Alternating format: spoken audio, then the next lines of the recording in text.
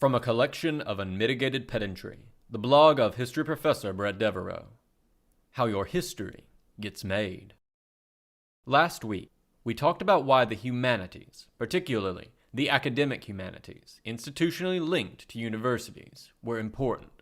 So this week, I want to explain how the academic side of history, the part that happens in research universities, a term I will define in a moment, leads to the history content that the public at large consumes.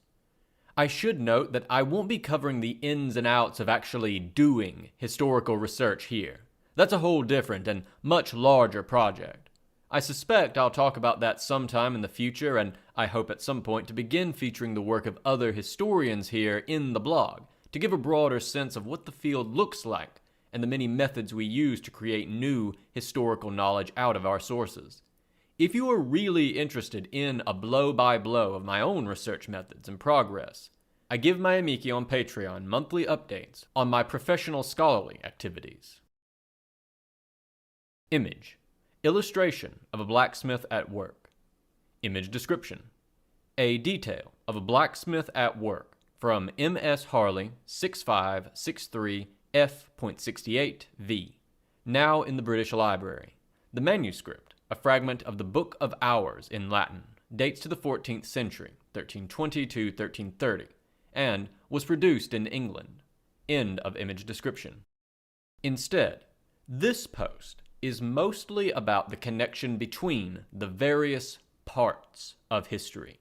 It was motivated by a tweet declaring that, quote, "No one reads, thinks about, or gives a single about dissertations," end quote, and comparing them to a particular circular activity. You may click on the link or imagine for yourself what sort of activity is meant. I am keeping this essay family friendly here. I'm not embedding the tweet because singling out the tweet isn't the point. This is a commonly enough expressed view. What is the point of all of these books, articles, and conferences where academics talk to each other? And that's what this post is going to talk about. What is the point of all of the history work that historians of various kinds do, and how does that work contribute to the public? As always, if you like what you are reading here, please share it. If you really like it, you can support me on Patreon. And if you want updates whenever a new post appears, you can click below for email updates or follow me on Twitter at Bret Devereaux for updates as to new posts, as well as my occasional ancient history, foreign policy, or military history musings. What is history for? I want to be clear at the outset concerning the priorities of these various parts. It is the tendency in all organizations that every department views itself as the most important department. Sales will tell you that they are the profit center, and thus the most important. Operations will tell you that without them, there would be no sales, so they're the most important. Management tells you that they are the brains of the organization, and so on. It is just as true within the humanities discipline. Each part of the discipline tends to see its role as primary, but organizations do have primary purposes. I am going to contend that the primary purpose of the discipline of history is to foster greater historical knowledge in the public, in order that the public can use that knowledge and the skills that come with it to make better decisions. That doesn't mean lots of history knowledge is equally useful to everyone. One assumes knowing the history of, say, Portugal is rather more important for the folks at the State Department who interact with Portugal than your average taxi driver. But the goal here is for the field of history to produce both subject matter experts who might advise government and companies on their expertise, and also a broadly diffused base of generally available knowledge, sometimes concentrated in thought leaders, that the public can use more generally. Now, the counterposition, held by quite a few in the research side of the discipline, is that historical knowledge is sublime. On the meaning of sublime in this sense, see link, in and of itself, and thus the discovery of new historical knowledge has intrinsic value even if that knowledge is not subsequently communicated widely.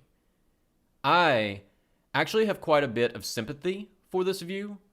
There is nobility in discovery for discovery's sake. Such a view would invert the field, with its public-facing elements existing only to provide funding for the real work, which would be academic research. I am quite confident that view of the field would relegate it back to the unpaid pastime occupation of the leisure class, to the detriment of the field and the public. For a field that partakes of public funds, we must remain focused on public benefit. So, I am going to chart the structure of the field as I understand it, on the assumption that the key output is historical knowledge and skills to the public.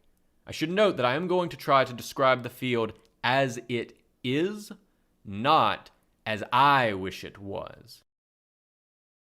Image. Illustration of 2 cats and a pig. Image description.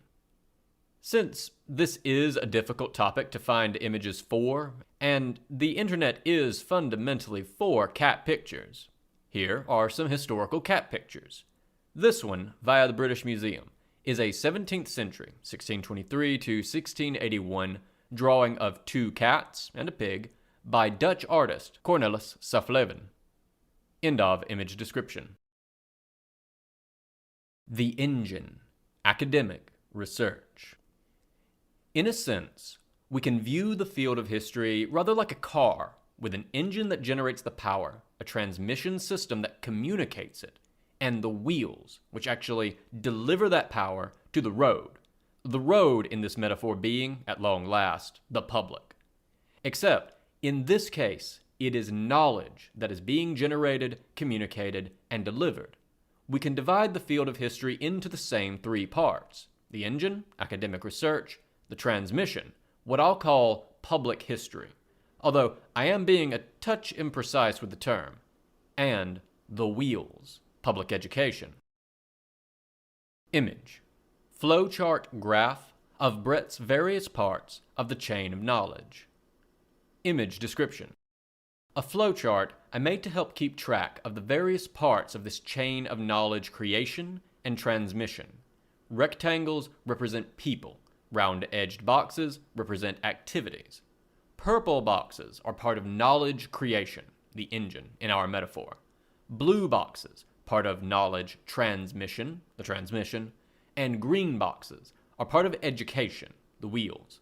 And of course, the red box at the end, the point to which all of the arrows eventually go, represents the final goal, a more historically sophisticated public able to make better, wiser, more informed decisions. The large yellow box, labeled The Academy, is meant to cabin in all of the activities that primarily take place within universities. I wanted to single those out because I have run into quite a few people who will say, yes, the humanities are important, but why do we need humanities departments? This essay, I hope, will answer those questions, at least in as far as history is concerned. End of image description. The engine of the field of history is academic research. This is where the knowledge gets created. And I think it is important to begin by stressing this. Knowledge is being created, not merely transmitted. One of the real mistaken views that I find many people have about the humanities in general and history in particular is that what we are engaged in is an act of pure transmission, that historians spend our days reading history textbooks really hard and teaching that knowledge. But that's not what we're doing.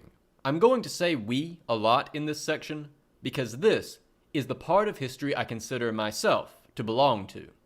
We spend our days, ideally, interacting directly with primary source material, that is the raw, unprocessed evidence of history. For most modern historians, this involves lots of archive work, plowing through records, memoirs, old news reports, and so on. For very modern history, it can also involve oral history, which is to say, the rush to record down people's memories before those memories are lost to the living.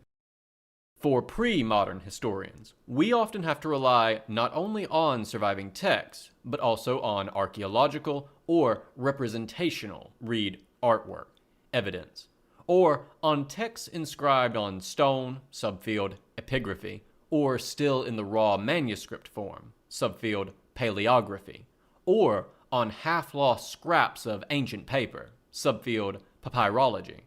As much as possible, we try to interact directly with the evidence without any sort of filter. We tend, for this reason, to learn the languages rather than rely on translations. But we then have to process that raw material into conclusions that are useful to someone who hasn't spent years plowing through our tiny subset of the evidence, which often in turn requires fancy historical tools. History is a fun discipline, in part because you will find bits of almost every other discipline in it for this reason. By way of example, my own research has involved archaeology, epigraphy, metallurgy, chemistry, physics, statistics, biology and botany, agricultural science, meteorology, economics, and, of course, military science. Naturally, in most cases, this was mediated by subject experts in those fields. Image. Amulet figure of a cat. Image description. More cats! This amulet figuring is a cast copper alloy figure of a cat with 2 kittens, and a, now partially broken, suspension ring from late period Egypt, 664 to 332 BC, now in the British Museum. End of image description. So, the academic historian gathers evidence, processes it using a wide range of methods, some peculiar to history, some not, and then writes down the conclusions, typically with copious notes so that the historical research could be replicated for confirmation. The end goal of this is the final written form of all of that work, the published research. I should note that the motivations which impel academic historians to produce published research aren't quite the same as the role it fills for the entire field. For most academic historians who work in universities, the sale of their research, book sales, are not a significant form of income, far too little to live off of, but rather their advancement within the university is contingent on their publication record. They publish to make their colleagues, who govern their tenure and promotions, happy. The university wants its faculty to publish because part of its appeal to students is the promise of learning from people who exist at the very edge of human knowledge. And more broadly, as you'd expect, many academics want to be well regarded by their peers, and the door to that well regard is influential research. We can divide that research into 2 categories, field to field and field to public, which we will get to momentarily. Field to field, or field to self, is my term for published research aimed at other academic historians. It is this type of publication that is most often mocked as being a circular activity, but it is actually quite important, for reasons which will become clear in a moment. Field-to-field research is often written in a more technical manner, with much more detailed notes, and with that smaller audience in mind. For books, these sorts of works are often published by university presses with fairly small print runs, often 600 or so, because the main customer for the books are university libraries, who are purchasing for the academics at the university. Because the print runs are small, these books are often very expensive. The overhead of setting up a print run is being split over fewer copies. That bad feedback, academic works are unattainable by regular people because they're so expensive, and they are so expensive because regular people do not buy them, is beginning to be disrupted by ebooks, but only just beginning. Now, the academic book is typically the culmination of a number of years of research and writing. As you might imagine, smaller steps are required. The two main steps are the journal article and the conference paper, and the latter's cousin, the invited talk. Most academic disciplines have one big annual conference. For historians, that is the AHA, except for ancient historians who often attend the SCS-AIA, which is the big annual classics conference. And then lots of smaller subfield-specific conferences, like SMH for military historians or the ICMS in medieval history, typically just called Kalamazoo because that's where it always is. I have no idea why my medievalist friends are so attached to that one place. They are a strange people, the medievalists. There are many other such conferences. Those conferences do a lot of things, but the key one here is the presentation of papers. Those conference papers are an opportunity for scholars, especially more junior ones, to present work in progress and get feedback on it. SCS-AIA has a reputation for the, let's say, sharpness of its feedback. Other conferences may be a bit more collegial. Those papers are valuable, not just for the presenters.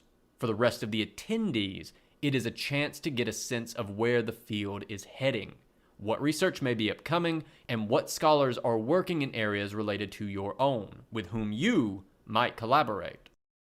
As an aside, while you do generally need to be a member of these societies to present research, typically anyone may attend, though they are not free. That said, these conferences are not directed at the general public, and the papers portion is regarded as a bit boring by professional historians who mostly spend each day looking forward to the drink and hangout period at the end. Peer-reviewed journal articles sit somewhere in the middle. Journal articles present finished research, unlike conference papers, but are typically much shorter. While most historians think and plan in terms of monograph projects, that is big, single topic, single author books, that work often throws off interesting research that doesn't fit into the book, which is where many articles come from. It is also not uncommon to see a limited form of an argument or research appear as a journal article a few years before appearing in a fuller form as a book. As with conferences, journal articles are aimed almost completely at other professional academic historians. As an aside, journals have come under fire a bit lately for publication standards. Journal publishing standards vary wildly within disciplines. The best journals, typically with wide readership and solid reputations, are typically a lot more stringent with peer review. We'll talk about peer review more in the future, but in a proper academic journal, an article must pass not only the editor, but the review of several peer academics, a process intended to ensure the quality of the research being published. For my own part, I would actually like to see an effort to hoax the journals in my field. I am confident they would not be taken in, but if any failed, I would want to know that too, and revise my opinion of the publication accordingly. Image. Illustration of lady and attendant restraining a cat. Image description. A late 19th century painting from India, probably Rajasthan, showing a lady and attendant attempting to restrain their pet cat from pouncing on their pet bird. In the larger image, the bird's cage open can be seen, now in the British Museum. End of image description. So, why do academic historians spend so much time talking to each other? The answer is because the job of an academic historian is two-part. On the one hand, we are producing new knowledge in tiny bits, but on the other hand, we are expected to be subject matter experts on our entire subfield when it comes to speaking to the public or teaching students. Consequently, it is important for us to remain up to date with everyone else's research. which is why we spend so much time and effort. Seriously, writing is hard. Packaging our research so that it can be easily consumed by other historians, and then spend more time consuming their research. That helps in our research, because you need to know where the edge of human knowledge is to push it outward, but also in our teaching and public outreach. This has become more important as time has gone on. As the field develops further, pushing out the bounds of knowledge requires narrower and more intensive study. The reason you don't see the sort of grand history of everything magisterial single researcher studies that used to be done in the late 1800s and early 1900s anymore is because so much more knowledge has been produced since then that the only way to survey an entire field like that is as a compilation of all of the work that has been done. This also ties back to my contention last week that this is an activity pushing the outer bounds of human historical knowledge, which simply would not happen in anything near the amount it currently does without the academy, by which I mean the sum total of universities and colleges supporting it. Those small-run academic books are usually too expensive to buy personally or for local libraries to stock, and journal subscriptions can be very expensive as well. Only universities are generally willing to devote the resources to get that kind of material, which makes historical work of this sort possible. And, really, only universities provide the research time as part of their job structure, at least at research universities, to produce this material and still manage to afford to eat and make rent. I see no other way. Book sales and crowdfunding will simply never support projects where it takes years to assemble the painstaking research for a single book. This research does not happen without history departments in universities. And without that, in the first instance, primary source investigation, all of these later steps outside of traditional academia simply don't get any material to work with. They, public historians, school teachers, enthusiasts, bloggers, and YouTube video makers, are by and large dependent on academic historians to build that foundation of knowledge. Which brings us to the transmission system, public history, and historian training. This is my term for the set of mechanisms that aim to move that knowledge generated by academic historians closer to the public. This middle layer is still made up mostly of full-time professional historians, but the tasks they are doing have changed. Starting with publication, we get the first half of field-to-public publishing, where we find general surveys, including textbooks, but also a lot of the things you'll see recommended as a good first step into field, question, topic, along with companion volumes. A companion is a term for a type of academic book, composed of a set of state-of-the-field essays, which together give a reader a sense of the current state of research in the field. They're fantastically useful for students and scholars trying to get their bearing in a new field, and textbooks for use at the college level. The key thing for these books is that they are generally not presenting much original research, though there is often some, but rather presenting a state of the field look at the field. They are an effort by academic historians to summarize and package all of the field-to-field literature in an accessible, compact form for a variety of different audiences.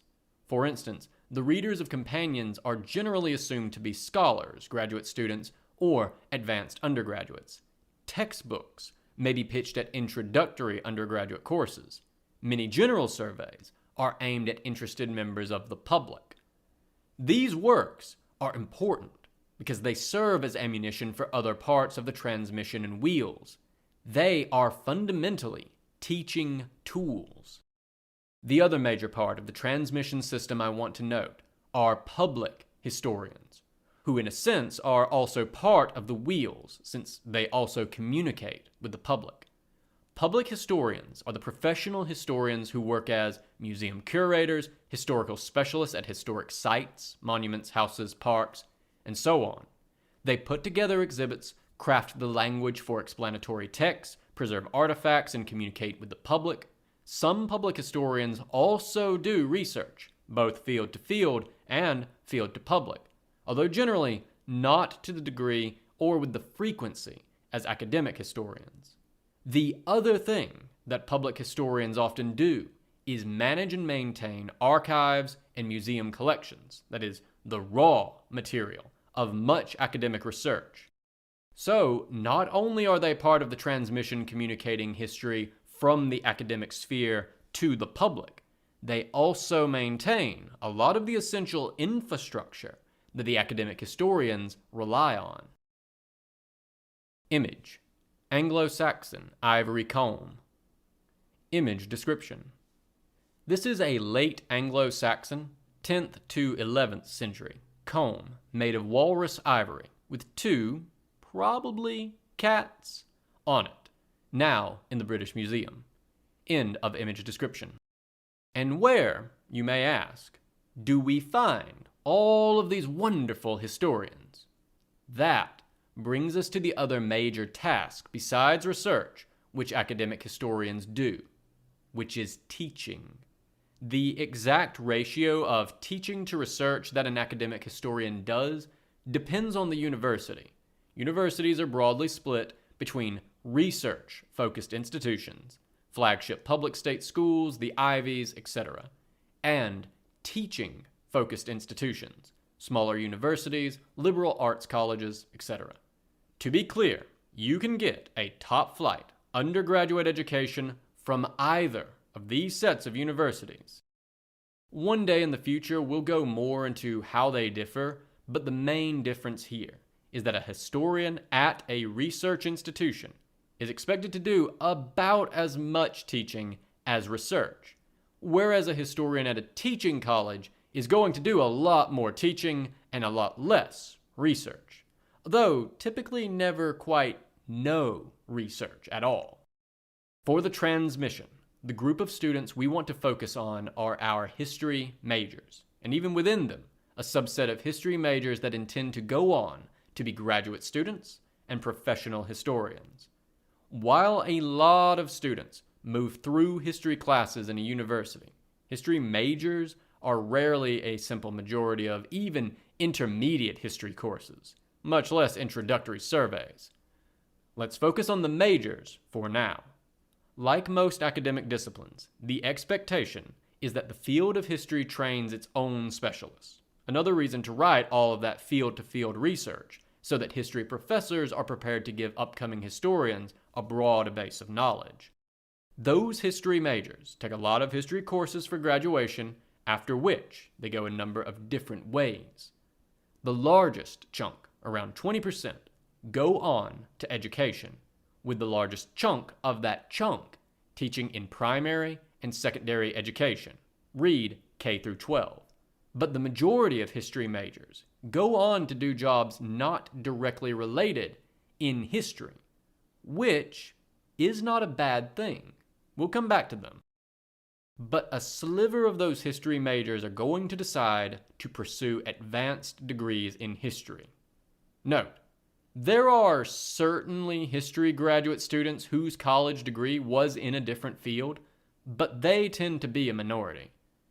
Graduate students in history take a lot of specialized coursework in historical methods building up to doing some actual historical research, of the field-to-field sort, ideally, either to roughly the size of an article, a master's thesis, or roughly the size of a monograph, a doctoral dissertation. Those graduate students then fill the ranks of the academic and public historians, along with, in theory, the top tier of K through 12 teachers. You tend to see a lot more advanced degrees for history teachers in well-funded high schools in particular. The wheels. Education. Finally, we get to the part of the system that interfaces with the broader public directly. Let's start with all of the students in a history class who aren't going to become historians, which is 90+% of them. In my flowchart, I marked the undergraduate classroom as part of the transmission system because it really is. As I've noted before, only a minority of people attend four-year colleges or equivalent institutions. There is no hope of processing all of the public, or even a very big fraction of the public, through a college history classroom. That isn't what a college history classroom is for. Instead, the hope is that those students are going to go into careers in science, technology, business, medicine, politics, and so on, and they are going to take the historical knowledge with them, whether that was a major, a minor, or just a class on the side. Consequently, we hope that knowledge and skills they have gained will be available to their organizations, making for better decision-making and leadership, as we detailed last week. Image: manuscript illustration of a cat and dog. Image description: this manuscript page, showing a cat and a dog, comes from a 14th century French manuscript. 18684 in the British Library. The page is f.53v. End of image description. The other big group here, of course, drawing primarily from history majors and graduate students, are history teachers, teaching in K through 12. Teaching at the primary or secondary level demands a second set of educational skills that we academic historians don't need to have as much of. Teaching young adults is just not the same as teaching children. I'll probably blog a bit on the art of teaching from the academic angle in the future, but I want to stress here, teaching at any level is a skill. It is not enough, as I see often supposed, to know your subject. If you put a teacher who knows their subject but does not know how to teach in a room with any sort of student, adult, child, whatever, they will fail to teach very much. For my part, I consider K through 12 teachers to be a type of historian, specialized in education, but I know that many of my peers would draw a line between history teachers and the rest of the field.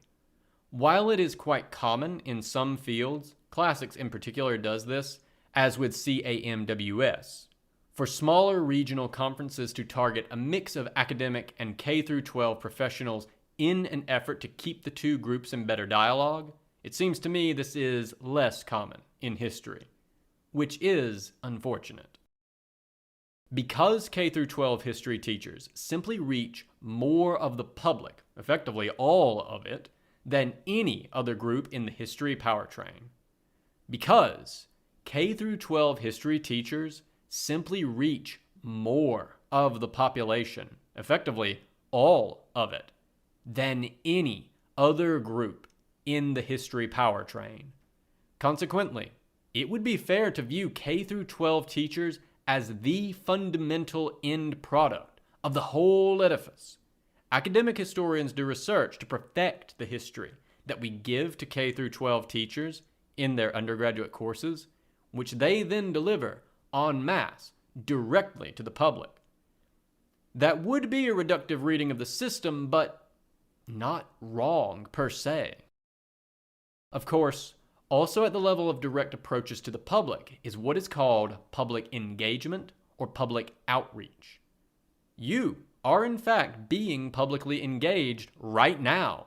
Public engagement, done by all of the levels of historian, but often only called out as public engagement by name when done by academic historians, are efforts to communicate our historical knowledge to the public directly.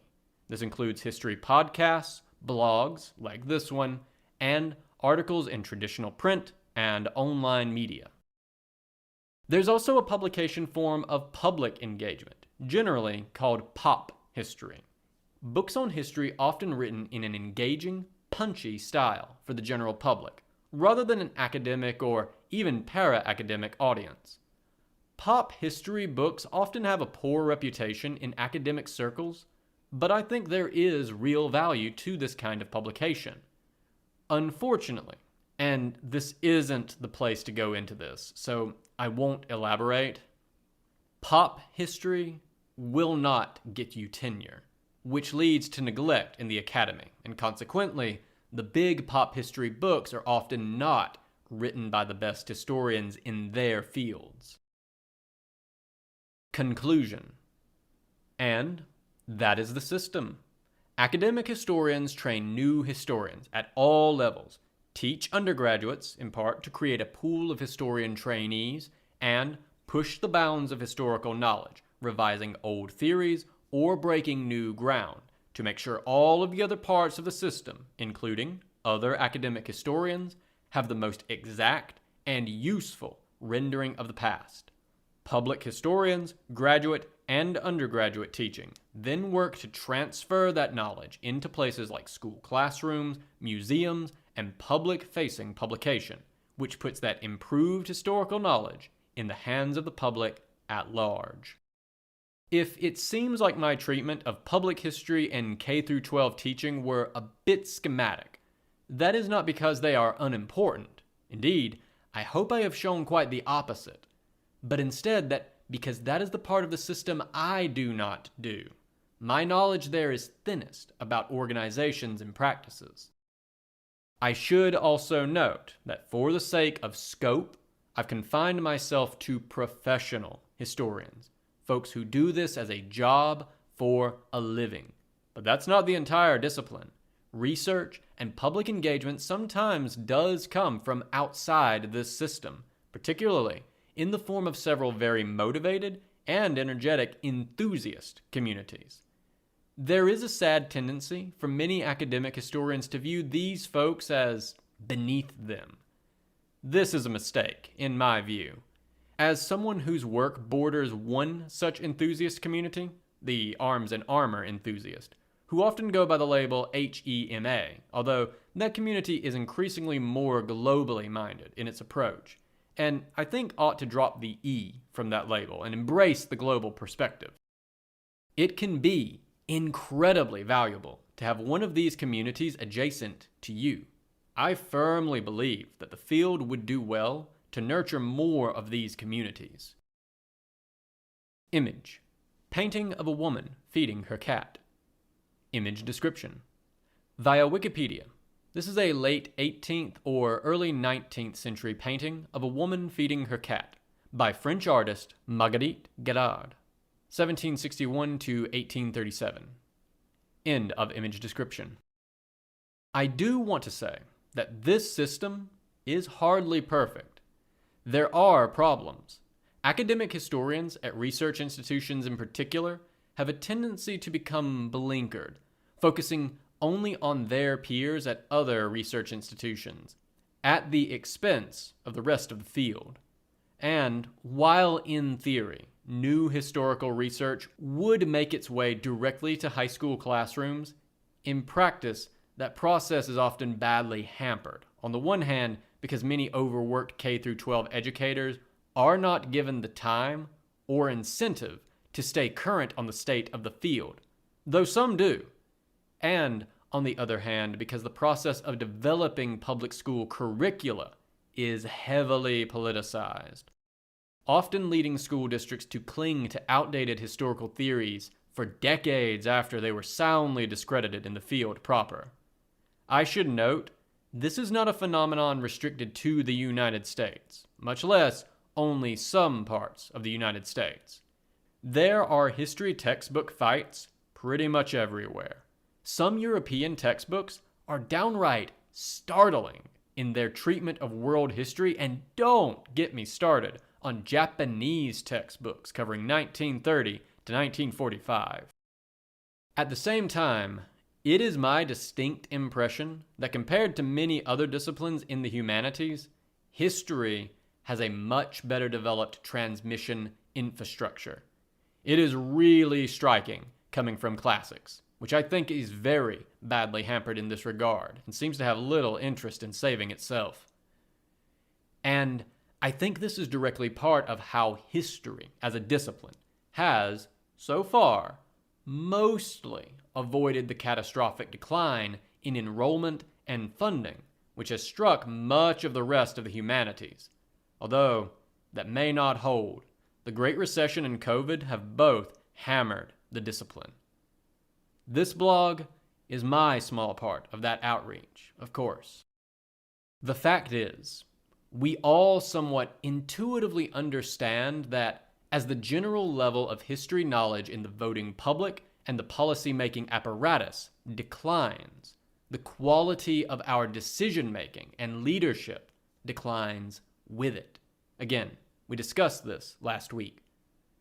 And so, on the one hand, it is very important for professional historians, yes, all of us, to be actively engaging in forms of outreach.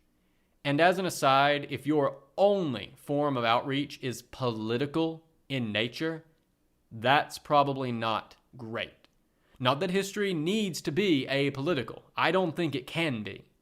But we do need to reach out to people who disagree with us politically and engage them too.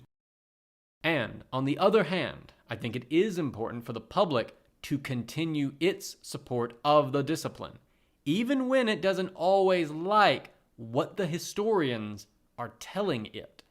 After all, that's what you, by proxy, pay us for, to tell uncomfortable historical truths, not comfortable legends. I'll close with Thucydides that if my work, quote, be judged useful by those inquirers who desire an exact knowledge of the past as an aid to the understanding of the future, which in the course of human things must resemble, if it does not reflect it, I shall be content. In fine, I have written my work, not as an essay which is to win the applause of the moment, but as a possession for all time. End quote. Thucydides, Book 1, Section 22, Line 4. That is what we strive to do as a body, one whole discipline, working in theory together. This has been a recording from a collection of Unmitigated Pedantry, the blog of history professor Bret Devereaux, recorded by myself, A Great Divorce, for accessibility and sharing purposes. If you enjoyed this content and wish to engage with it or support Bret, please check the description for links to the original post on his blog, his Twitter, and his Patreon. I highly encourage you to share, support, and engage with his works on any and all platforms if you are so inclined. If you wish to support me, please do remember to like, share, and subscribe to this or any other content here that you enjoy. Thank you so much for listening.